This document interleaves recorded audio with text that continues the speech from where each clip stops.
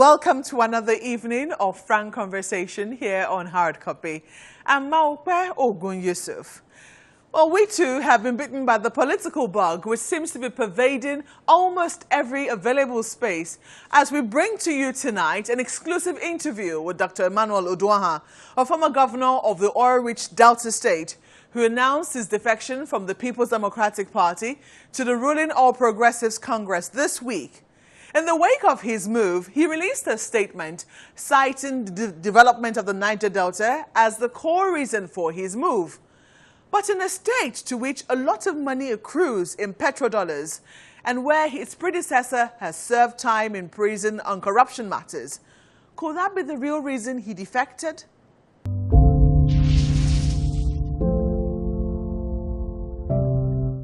Dr. Uduaghan, welcome to Hard Copy. Thank you very much. You recently defected from the PDP, from the People's Democratic Party, to the All Progressives Congress. You announced the defection through a statement and also through your appearance at the National Caucus meeting of the All Progressives Congress. Is that a new style of announcing a defection, that move, attending the meeting? No, okay. It was just coincidental that at the time I moved, there was a caucus meeting the next day. And the Constitution allows a former governor to attend the caucus meeting.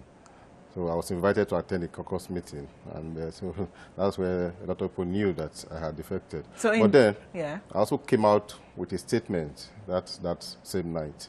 Okay, so indeed you moved the day before you attended the caucus meeting. Yes. I've read the statement titled "Moving on to the Bigger Playing Field." Some people say this is extremely logical. You talked about the Niger Delta and your involvement in issues involving peace and security in the region. But then they say that this is a ruse. What exactly is the real reason you left the PDP? Well, I don't know why they say this is a ruse. Now, when you read the statement, you will know that as a governor, one of the things that I was really passionate about was bringing peace to Delta State and by extension, the Niger Delta. Because Delta State was like the nucleus of the crisis in Niger Delta. Don't forget that this crisis that has been on since 1997 started from the crisis between the three ethnic groups in the Warri area. That dovetails into so many other things, and that's what we are still managing till today. And for any governor, any three governors, all the three governors that have governed Delta States in those periods, from J.C. Bori to myself to now Governor Kowa, the biggest challenge is security, keeping the place peaceful and keeping the place secured. So when as a governor, that was also my biggest challenge.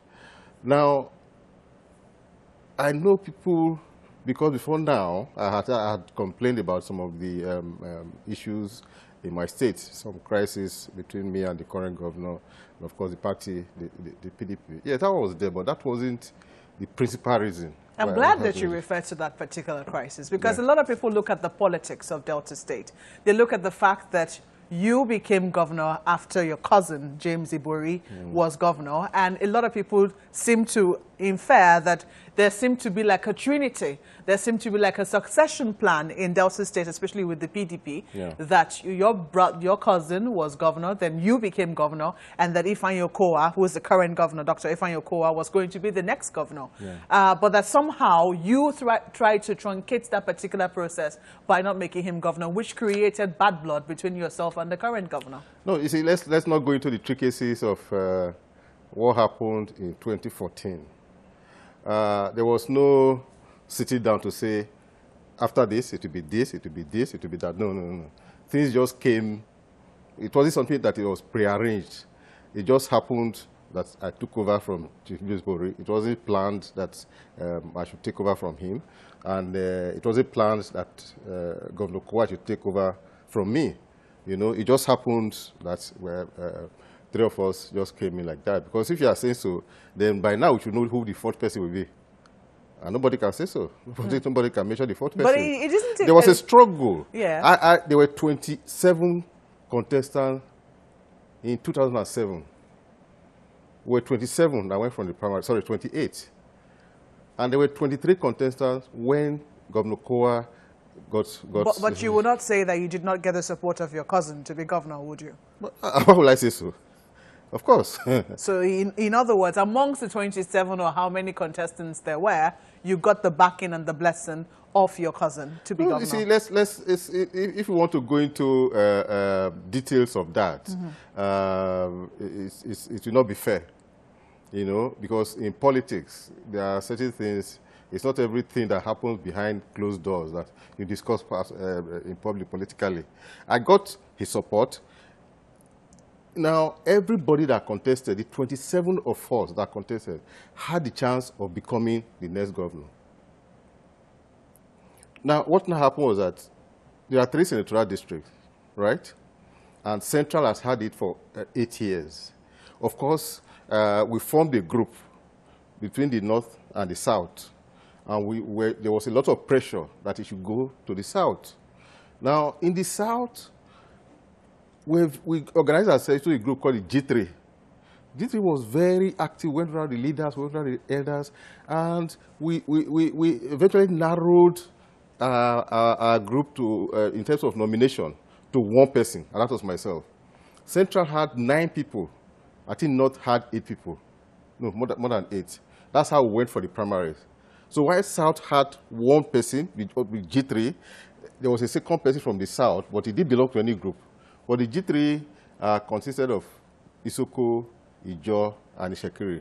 And of course, we dragged the Urhobos in because there are some Urhobos in the South. So we were able to narrow ourselves. While the others had divided arrangements, we had single arrangement. And that was the big advantage we had at the primaries. Okay, in addition to the support of your cousin, of course.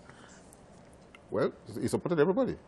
Interesting. Well, some supports we know are stronger than others, but that support definitely from you was not for the current governor of the state. Don't forget that I had the advantage of being a commissioner for 4 years and being the secretary to state government.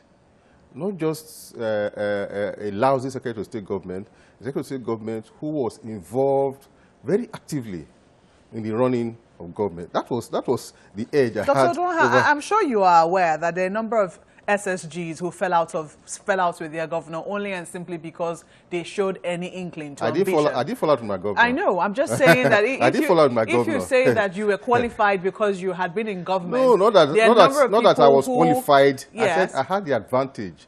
You must know the difference, being qualified. Everybody was qualified. No, what I mean... But I had the advantage of being the SSG. If you have been... I mean, look at what happened in Akwa Ibom State, for instance. Yeah. You know what happened with the former SSG of Akwa Ibom State and the former governor of Akwa Ibom State. You know, his SSG showed some ambition, and we understand that as a result, things went all right. There's a lot of difference. The governor, who is my friend, Akpabio. And you're now in the same party, interestingly. Yes, Akpabio. The relationship between Akpabio and his current governor is different from the relationship between J.C. Boria and myself. They are 2 different things entirely.